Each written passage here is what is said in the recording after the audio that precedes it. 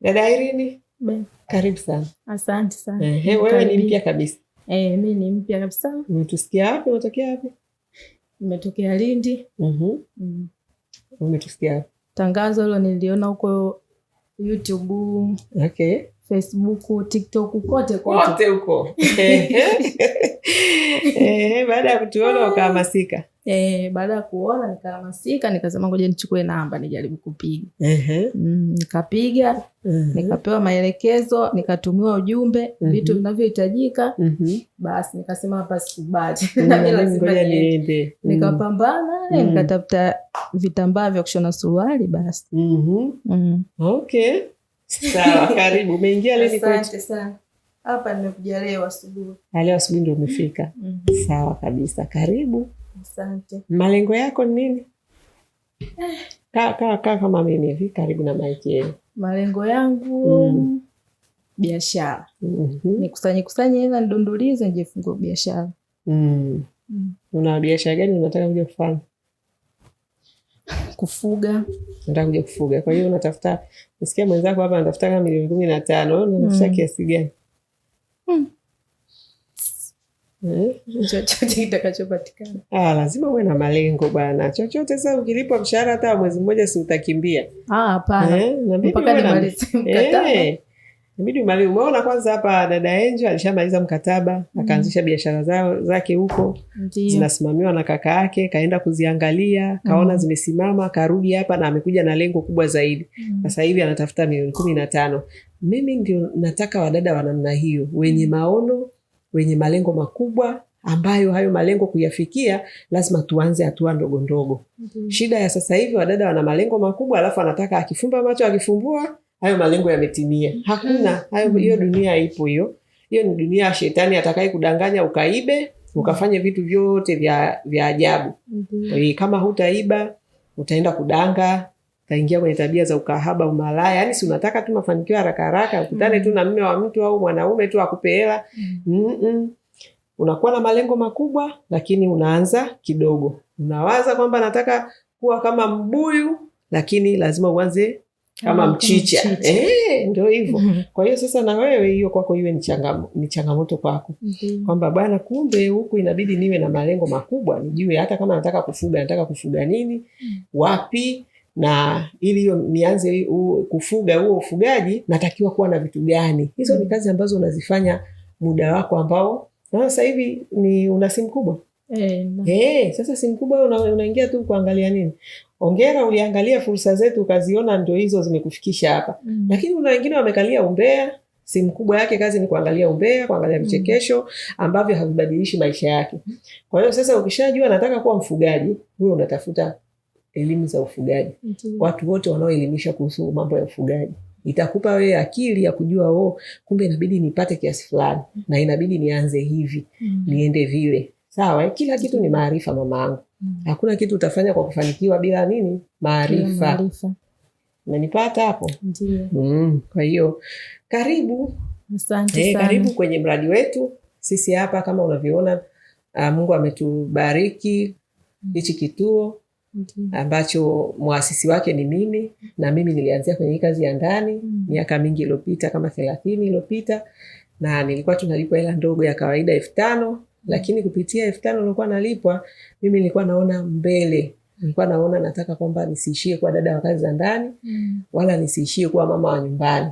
Kwa hiyo yale maono yangu na ule msukumo ndio ulionifikisha leo hapa. Na mimi nikatamani kufanya biashara, na nishafanya biashara vingi vya hapa na pale mpaka hapa nilipofika.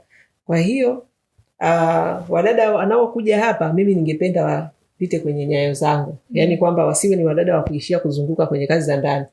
Nimeelewa Maana zamani ilikuwa tu dada wa kazi za ndani ndio maisha yake. Yaani hawezi kwenda mbali zaidi.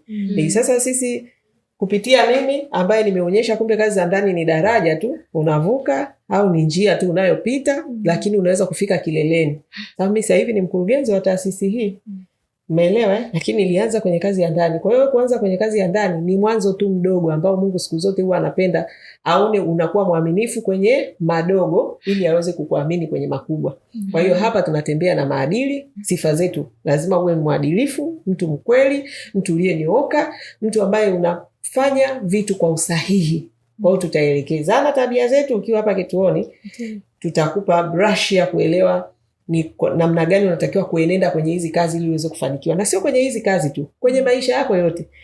Mambo tunayofundishana hapa ni kanuni ya kimaisha ambayo hata ukiwa kwenye biashara yako, ukiwa kwenye ndoa yako, ukiwa kwenye popote pale, ukiapply, ukiishi nayo, hayo lazima utakuwa ni mtu unayefanikiwa. Kwa hiyo karibu sana, ukiwa tayari kujifunza hayo na kuyazingatia. Bila shaka kama nilivyomwambia dada Angel kwamba sasa hivi ni smart dada, anaweza kufika professional. Hata wewe sijui utaanzia daraja lipi, either ni traditional au smart professional. Sijui una cheti chochote? Umesomea kitu? Nini? Na start teaching. Ngazi ya cheti lakini. Ngazi ya cheti. Umekuja nacho? Umekuja nacho? Umesomea kwa muda gani? Mwaka mmoja. Mwaka mmoja. Na kazi umefanya au ulivyosoma tu basi? Nimefanya. Umefanya pia? Wapi huko? Dodoma. Wapi? Dodoma. Kufundisha watoto. Kwa muda gani? Miaka miwili. Okay. Kwa hiyo wewe una sehemu nzuri ya kuanzia ambayo tutakuassess hapa kituoni, tujue kama sasa wewe ni mtu ambaye uko kwenye ngazi ipi, kwa sababu kuja na cheti na kutuambia tu kwa maneno, pia sisi sio watu wa kuamini maneno ya kusikia. Huwa tunaamini kuona. Tutakaa na wewe, tutakuassess, tutahakikisha kwamba tukisema hii level kweli ni professional, basi ni professional.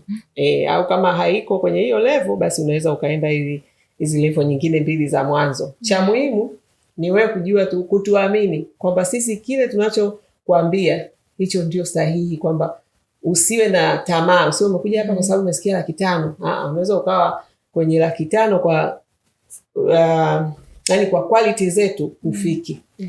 Kwa hiyo usiwe na matarajio makubwa, kuwa na tamani kutoa ujuzi mkubwa. Yani mwajiri ambaye atakupata aseme kweli mmenipatia mtu ambaye ana uwezo. Kwa hiyo hicho ndio ukitamani, kwa sababu hicho ndio kitakachokuletea pesa na sio cheti. Kuna wadada wengi wamekuja na vyeti hapa, lakini unapokuja kwenye kazi field zero. Sasa si hatudili na hayo mambo ya kutanguliza vyeti, hapana. Sisi tunatanguliza ujuzi, tunatanguliza huduma bora. Ule sasa ndio ukija kuongezea na cheti, mambo yanaenda. Unaelewa Kwa hiyo karibu sana. Tutakuwa pamoja. Tutaelekezana, tutarekebishana, tutaambiana kila kitu, lakini kwa nia nzuri ya kuweza kupelekana kwenye zile ndoto zetu, malengo yetu tulionayo. Haya, karibu. Asante. Na kwa yule ambaye anataka, tuna mwongozo wetu tumeutoa kukurahisishia kulipwa zaidi. Mwongozo wetu unasema unataka kulipwa zaidi. Kwa hiyo kama jibu ni ndio, kuna mwongozo tumeutoa ambao huo sasa unaweza ukakupa, huo ni utafiti wetu wa miaka 15. Huu mradi una miaka 15 toka tumeuanzisha. Kwa hiyo tunayajua mambo ambayo mabosi wengi wanahitaji. Sasa tumeyaweka katika mwongozo ili yule dada ambaye ndani yake ana kiu, ana shauku, yeye binafsi anasukumwa kusema mimi nataka kuwa bora, basi akiupata huo mwongozo utamuongoza namna ya kuweza kupiga hatua na kufika huko juu. Na huo ni mfano wangu halisi. Mimi hakuna mtu ambaye ananisukuma kwamba nenda kajiongeze kwenye sehemu fulani. Mimi mwenyewe nina njaa na shauku ya kuwa bora kila siku. Kwa hiyo ili niweze kufika kuwa huyo bora kila siku, natafuta maarifa, nasoma, nahakikisha nasoma vitabu, nasoma kozi mbalimbali, na nasoma kwa gharama kubwa, tena kwa mamilioni. Nasoma kwa hela nyingi. Kwa hiyo maana yake ni nini? Nataka mtu ambaye kwenye mradi wetu mwenye njaa, kiu, shauku, ari ya kufika mbali, aonyeshe kwa vitendo. Unaonyeshaje kwa vitendo? Ndio ninavyowashauri. Ongeza maarifa. Usibaki hapo hapo afu katarajia mshahara wako utabadilika. Unataka kubadilisha mshahara wako, badilisha mambo yako kichwani. Ingiza maarifa kichwani, mshahara wako utabadilika. Kwa hiyo karibuni sana. Sijui kwa nini leo nimekuja kwenye kipindi bila huo mwongozo, maana siku hizi ishakuwa hiyo ndio yani ndio kitu ambacho nakitumia kuhamasisha wadada kwamba lazima uwe dada wa tofauti. Tunataka tufanye mapinduzi kwenye hii sekta ya kazi za ndani. Tunavyowaambia mabosi watulipe hela nyingi, basi na sisi tuwape huduma bora. Sio tunataka tu hela nyingi alafu huduma zinabaki vile vile za kawaida. Inakuwa haina maana. Sasa ili utoe huduma bora unatakiwa maarifa. Sisi tumewaandalia maarifa. Ya miaka 15 tuliokaa hapa tukiwasikiliza hawa mabosi wanataka nini. Kwa hiyo ukachukua ule mwongozo ukausoma kwa umakini na ukaufanyia kazi, huwezi kuwa dada wa kawaida. Huwezi kulipwa kawaida, lazima utalipwa zaidi. Sawa jamani? Sawa. Haya, karibuni. Asante.